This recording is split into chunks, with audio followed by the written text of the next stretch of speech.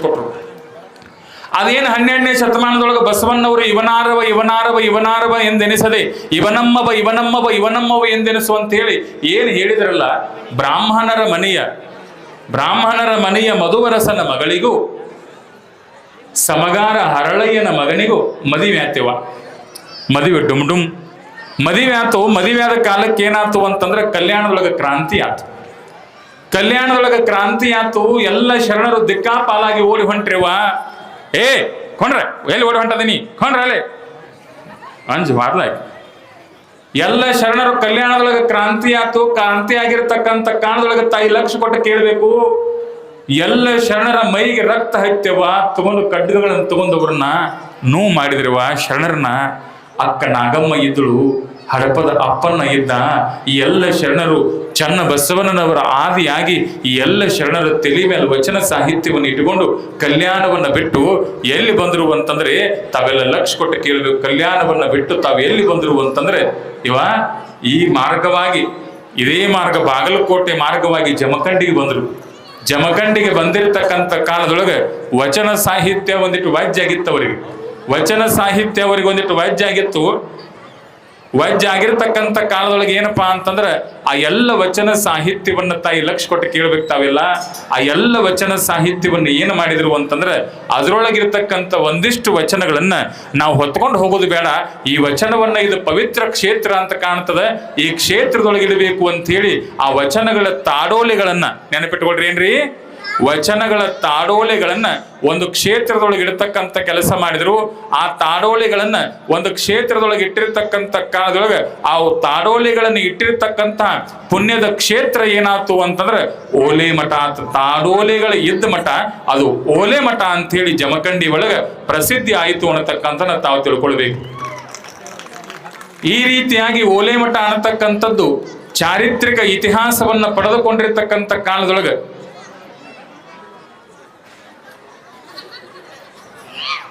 ಓಲೆ ಮಠ ಅನ್ನತಕ್ಕಂಥದ್ದು ಚಾರಿತ್ರಿಕ ಇತಿಹಾಸವನ್ನ ಪಡೆದುಕೊಂಡಿರ್ತಕ್ಕಂಥ ಕಾಲದೊಳಗೆ ತಾಯಿ ಲಕ್ಷ ಕೊಟ್ಟು ಕೇಳಬೇಕು. ಅವಾಗ ಆ ಮಠಕ್ಕೊಂದು 16ನೇ ಶತಮಾನದೊಳಗೆ ಒಬ್ಬರು ಸ್ವಾಮಿಗಳು ಬಂದರು. ಅವರ ಹೆಸರು ಶ್ರೀಮನ್ ನಿರಂಜನ ಗುರುಸಿದ್ಧ ಮಹಾಸ್ವಾಮಿಗಳು. ಹಿಂಗ ಅಜ್ಜರ್ ಬಂದಾರಲ್ರಿ, ಹಂಗ ಆ ಮಠಕ್ಕೊಬ್ಬರು ಸ್ವಾಮಿಗಳು ಬಂದ್ರಿವ. ಎಂಥ ಸ್ವಾಮಿಗಳಿದ್ರು ಅಂತಂದ್ರೆ, ಅವರ ಮುಖದ ದರ್ಶನ ಆದ್ರೆ ಸಾಕು ಎಲ್ಲ ಪಾಪಗಳು ದೂರ ಆಗ್ತಾ ಇದ್ವು. ಎಷ್ಟೋ ಜನ 16 ವರ್ಷಗಳ ಕಾಲ ಮಕ್ಕಳಾಗದೇ ಇರತಕ್ಕಂಥ ಹೆಣ್ಮಕ್ಳು ಗುರುವಿನ ಪಾದಕ್ಕೆ ಬಂದು ಬಿದ್ದು ಅಪಾರ ನಮಗ ಮಕ್ಕಳಾಗಲಿ ಅಂತ ಹೇಳಿ ಗುರುವನ್ನ ಬೇಡ್ಕೊಂಡ್ರೆ ಅಂತಹ ದಂಪತಿಗಳಿಗೆ ಆಶೀರ್ವಾದ ಮಾಡಿದ್ರ ಮಕ್ಕಳಾಗ್ತಿದ್ದು. ಎಷ್ಟೋ ಜನ ಬಡತನದೊಳಗೆ ದಾರಿದ್ರ್ಯದೊಳಗೆ ಮನೆಯೊಳಗೆ ಸಂಪತ್ತಿಲ್ಲ, ಲಕ್ಷ್ಮೀ ನಿದ್ರವಾಳು ಅಂತ ತಿಳ್ಕೊಂಡು ಅನೇಕ ಜನ ಬಂದು ಗುರುಗಳ ಪಾದಕ್ಕೆ ಬಿದ್ದಿರ್ತಕ್ಕಂಥ ಕಾಲದೊಳಗೆ ಅವ್ರ ಮನೆಯೊಳಗೆ ಲಕ್ಷ್ಮಿ ಉಕ್ತಿದಳಿವ. ಅಂತ ಅದ್ಭುತವಾಗಿರ್ತಕ್ಕಂಥ ಪವಾಡ ಶಕ್ತಿ ಸ್ವಾಮಿಗಳಲ್ಲಿತ್ತು. ಸ್ವಾಮಿಗಳಲ್ಲಿ ಇರತಕ್ಕಂಥ ಕಾರಣದೊಳಗೆ ತಾವೆಲ್ಲ ಲಕ್ಷ್ಯ ಕೊಟ್ಟು ಕೇಳಬೇಕು.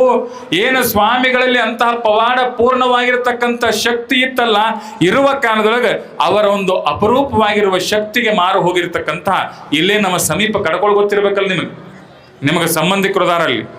ಆ ಕಡ್ಕೋಳದೊಳಗೆ ಒಂದು ಶಾಖಾ ಮಠ ನಿರ್ಮಾಣ ಮಾಡಿಕೊಟ್ರು ಕಡ್ಕೋಳದ ಸದ್ಭಕ್ತರು. ಎಲ್ಲಿ ಹಾವೇರಿ ಜಿಲ್ಲೆ ಸಿಗ್ಗಾಂವಿ ತಾಲೂಕಿನೊಳಗೆ ಒಂದು ಶಾಖಾ ಮಠ ಅಪ್ಪಗಳಿಗೆ ನಿರ್ಮಾಣ ಮಾಡಿಕೊಟ್ರು. ಅವರ ಶಕ್ತಿ ಹೆಂಗಿತ್ತು ಅಂತಂದ್ರೆ, ಇಲ್ಲೇ ಜಮಖಂಡಿ ಸಮೀಪ ಕ್ವಾನೂರು ಕರಿಸಿದ್ದು ಗೊತ್ತೇವ ನಿಮಗೆಲ್ಲರಿಗೆ? ಅಲ್ಲಿ ಏನೈತಿ? ಕರಿಸಿದ್ದಪ್ಪನ ಗುಡಿ ಐತಿ. ಕರಿಸಿದ್ದಪ್ಪ ಅಂದ್ರೆ ಬಹಳ ದೊಡ್ಡವ.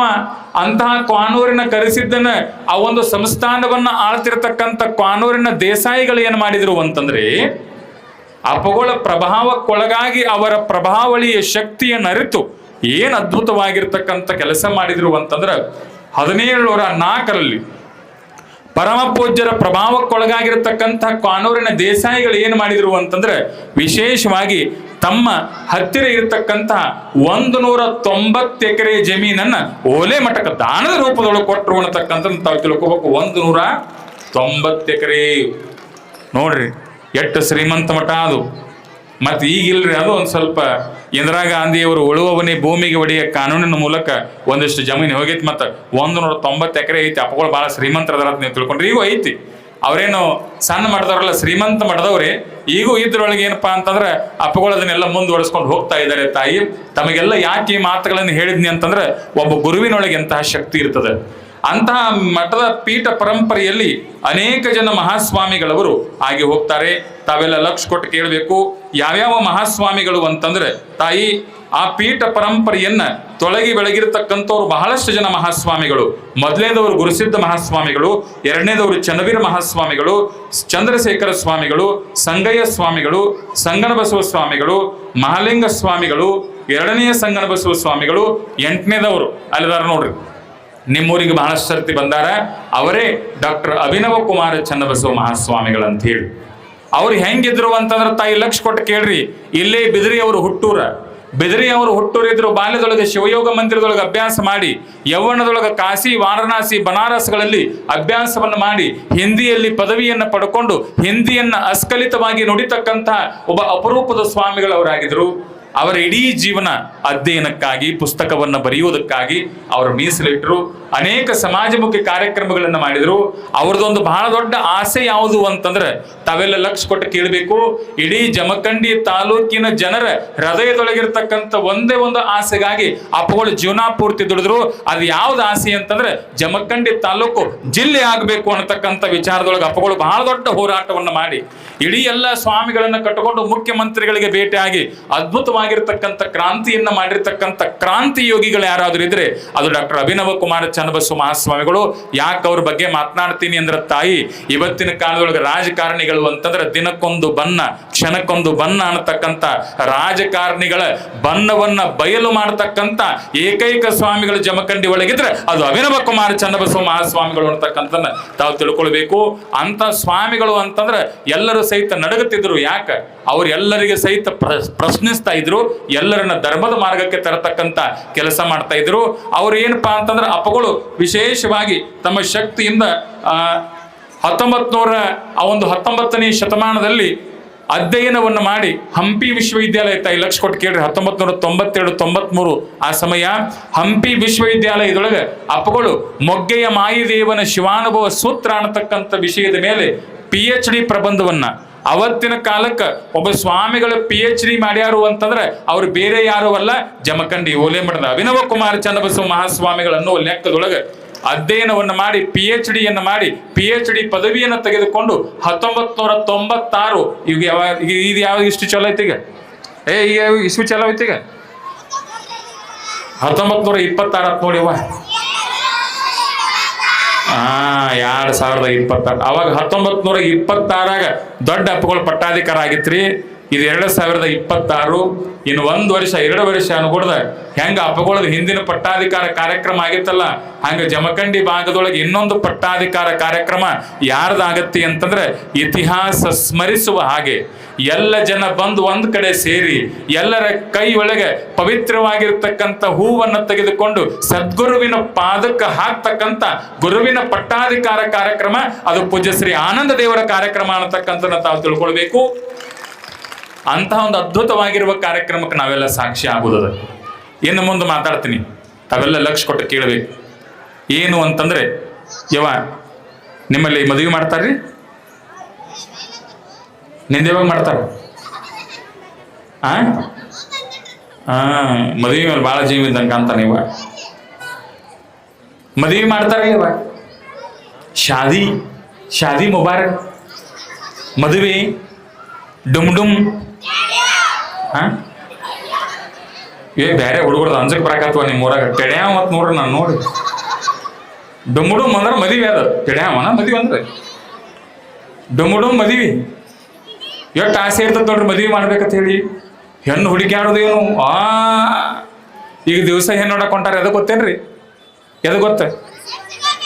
ಆಧಾರ್ ಕಾರ್ಡ್ದಾಗ ಬಸ್ ಫ್ರೀ ಇದಾವತ್ತೇಳಿ. ಚಾರ್ಜ ಇಲ್ಲ. ಇಂದಿರಾ ಕ್ಯಾಂಟೀನ್ಗೆ ಹೋಗ್ತಾರೆ, 10 ರೂಪಾಯಿ ಕೊಡ್ತಾರೆ, ಊಟ ಮಾಡ್ತಾರೆ. ಎಲ್ಲ ಹೆಣ್ಣು ನೋಡಕ್ ಹೋಗೇ ಬಿಡು.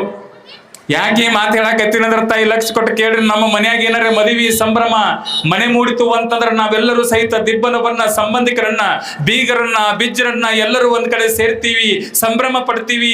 ಬಾರೇ ಅಕ್ಕ, ಬಾರೇ ತಂಗಿ, ನನ್ ಮಗನ ಮದುವೆ ಅಂತ ಹೇಳಿ ನಾವೆಲ್ಲ ಸೇರಂಗಿಲ್ಲನ್ರಿ. ಏನ್ ಹೆಗಲು ಬರ್ರಿ ಗಂಡಿನ ಕಡೆಯವ್ರ ಡೌಲತ್ ನೋಡ್ಬೇಕು, ಹೆಣ್ಣಿನ ಕಡೆಯವ್ರ ಸುಂಪ. ಈಗ ಹಂಗಿಲ್ಲವ, ಹೆಣ್ಣಿನ ಕಡೆಯವ್ರದ ಎಲ್ಲ. ಮೊನ್ನೆ ಒಂದು ಸೀರೆ ಕಡಿಮೆ ತಗೊಂಡಕ್ಕೆ ಮದುವೆ ನಿಂತತ್ತ. 20 ರೂಪಾಯಿ ಸೀರೆ ಹೋಗಿ 20,000 ಹೋಗಿ 10,000ಕ್ಕೆ ಮಾತ್ರ ಮದುವೆ ನಿಂತತಿ. ಇವತ್ತು ಹೆಣ್ಣಿಗೆ ಡಿಮ್ಯಾಂಡ್ ಭಾಳ ಐತಿ. ಅವಾಗ ಹೇಳ್ತಿದ್ರು ಗಂಡಿಗೊಂದು ಕಾಲ ಅಂತ ಹೇಳಿ. ಈಗೆಲ್ಲ ಬದಲಾಗೈತಿ. ಯಾರಿಗೆ ಕಾಲ ಅಂತಂದ್ರೆ ಹೆಣ್ಮಕ್ಳ ಕಾಲ ಬಂದೈತಿ ಅನ್ನತಕ್ಕಂಥ ತಿಳ್ಕೊಳ್ಬೇಕು. ಹೆಣ್ಣಿಗೆ ಸಲಾ ಮಾಡಿಬೇಕಾಗೈತಿ. ಇವತ್ತು ನೀನ ದೊಡ್ಡಕ್ಕೆ ಅನ್ಬೇಕು. ನೀನ ದೊಡ್ಡಕ್ಕೆ, ನೀನ ಲಕ್ಷ್ಮಿ, ನೀನ ಸರಸ್ವತಿ, ನೀನ ಭಾಗೀರಥಿ, ಎಲ್ಲ ನಿಂದ ಅನ್ಬೇಕು. ಅಯ್ಯೋ ಅಂದ್ರ ಅಟ್ಟ ಜೀವನ ತಾಯಿ ನಂದಂದ್ರಿ ಕುತ್ತಿಗೆ ಹಿಡಿತಾರ. ಹೌದಲ್ಲ? ಅರ್ಥ ಮಾಡ್ಕೊಳ್ರಿ. ಮದುವೆ ಅಂದ್ರೆ ಎಷ್ಟು ಸಂಭ್ರಮ. ನಿಮ್ದು ಮದುವೆ ಆಗತ್ತೆ ಸುಮ್ಕೊಂಡ್ರಿ. ಮದುವೆ ಅಂದ್ರೆ ಎಷ್ಟು ಸಂಭ್ರಮ ನೋಡ್ಯವ. ಏನು ಖುಷಿ, ಏನು ಸಂಭ್ರಮ, ಏನು ಕರೆಯೋದು, ಏನು ಹೇಳೋದು, ಲಗ್ನ ಪತ್ರಿಕೆ ಕೊಡೋದು, ಓಡಾಡೋದು. ಯಾಕಿದು? ನಮ್ಮಂತವರ ಜೀವನದೊಳಗೆ ತಾಯಿ ಅವ್ವ ಮದುವೆ ಅನ್ನೋದು ಬಹಳ ಸಂಭ್ರಮ. ಅದೇ ರೀತಿ ಸ್ವಾಮಿಗಳ ಜೀವನದೊಳಗೆ ಏನ ಸಂಭ್ರಮ ಅಂತಂದ್ರೆ ತಾಯಿ ಲಕ್ಷ ಕೊಟ್ಟು ಕೇಳ್ರಿ. ಸ್ವಾಮಿಗಳ ಪಟ್ಟಾಧಿಕಾರ ಕಾರ್ಯಕ್ರಮ ಬಹಳ ಸಂಭ್ರಮ ಅನ್ನತಕ್ಕಂಥ ತಿಳ್ಕೊಳ್ಬಹುದು. ಯಾಕೆ ಗೊತ್ತೇನ್ರಿ? ನಮ್ಮ ಜೀವನದಾಗ ಒಮ್ಮೆ ಮದುವೆ ಆಗ್ತಾವ. ಏನಾಗ್ತತ್ರಿ? ನಮ್ಮ ಜೀವನದಾಗ 2 ಸರ್ತಿ ಮದುವೆ ಆಗ್ತಾವ. ಒಂದೇ ಸರ್ತಿ. ಸ್ವಾಮಿಗಳ ಜೀವನದಾಗ ಒಮ್ಮೆ ಪಟ್ಟಾಧಿಕಾರ. ಏನ್ರಿ? ಈಗ ನೀವೆಲ್ಲ ಮದುವೆಗೆ ಅರಿಶಿನ ಹಚ್ತಿರಲ್ಲ? ಅನ್ರಿ ಹಂಗ ಸೊಮ್ ಕೊಡ್ರಿ. ಅಂಜಿ ಕೊಡ್ತದ ನನಗ. ಮದುವೆಗೆ ಅರಿಶಿನ ಹಚ್ತಿರಲ್ಲ ನೀವು? ನೋಡ್ರಿ, ಅರಿಶಿನ ಹಚ್ತಾರ ಗಲ್ಲಕ್ಕ. ಕೆಲವು ಮಂದಿ ಅರಿಶಿನದಾಗ ಜಳಕ ಮಾಡ್ತಾರ. ನೋಡ್ಬೇಕ್ರಿ ಈಗೆಲ್ಲ ಬಹಳ ವಿಶೇಷ ಬಂದಾವು. ಅದೇನೋ ಕಮಲದ ಹೂಗತಿ ಬಂದಿರ್ತೈತೆ, ಅದರ ಕುಂಡ್ರಸ್ತಾರ ಇಬ್ಬರು.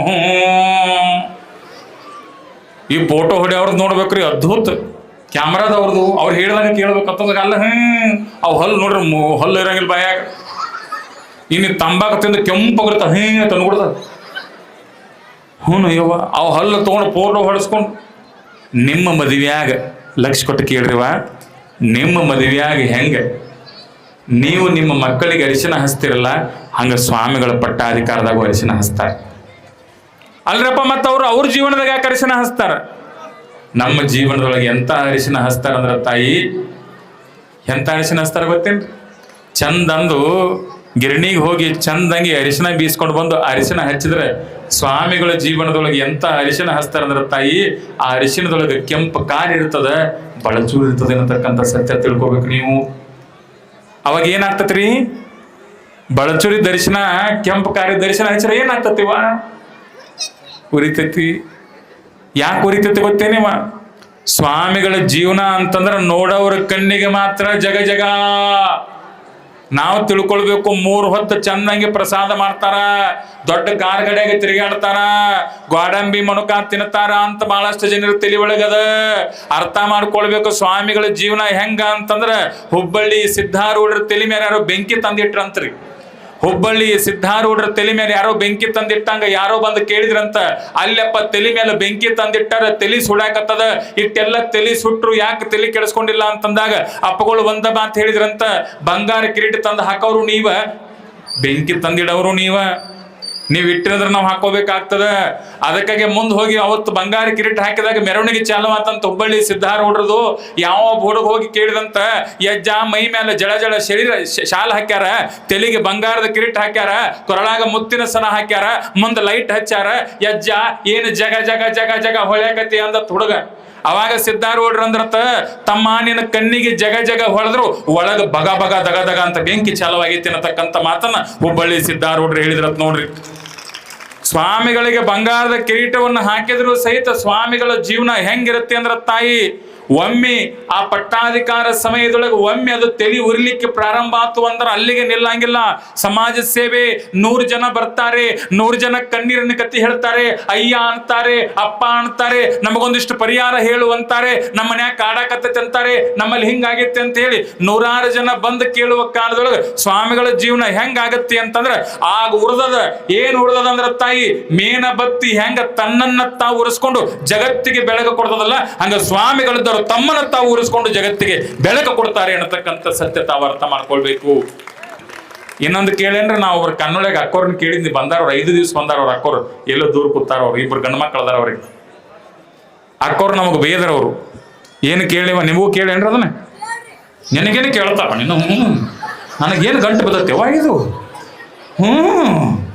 ಹೂವಾ ನನ್ನ ಹೆಣಕದಿಯ ನೀ ಕೇಳತ್ ನೋಡ್ರಿ, ಏನು ಕೊಡ್ತಾನವ?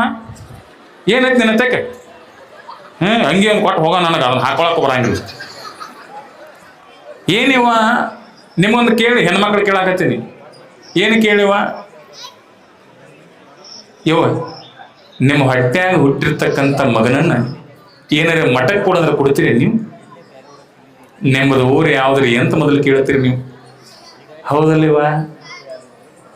ಅದು ಕರ್ಗ ಇರಲಿ, ಅದು ಬೆಳಗ